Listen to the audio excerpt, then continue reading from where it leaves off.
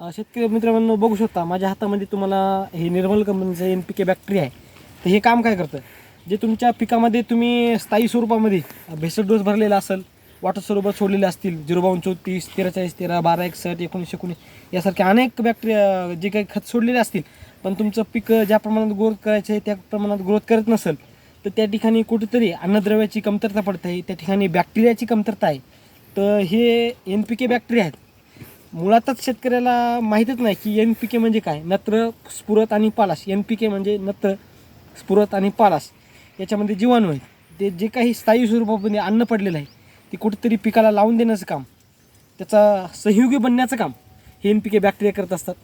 याच्यामध्ये आता याची स्लरीमध्ये आपण उपयोग करणार आहे, जेणेकरून हे बॅक्टेरिया जे स्थायी स्वरूपात आहेत याची भरपूर प्रमाणात 10 लाखापर्यंत वाढ व्हावं, जेणेकरून आपल्या पूर्ण क्षेत्राला पुरी व्हावं अशी इतकी बॅक्टेरिया निर्माण हो, यासाठी आपण या NPK बॅक्टेरियाचा आपण स्लरीमध्ये उपयोग घेणार आहोत.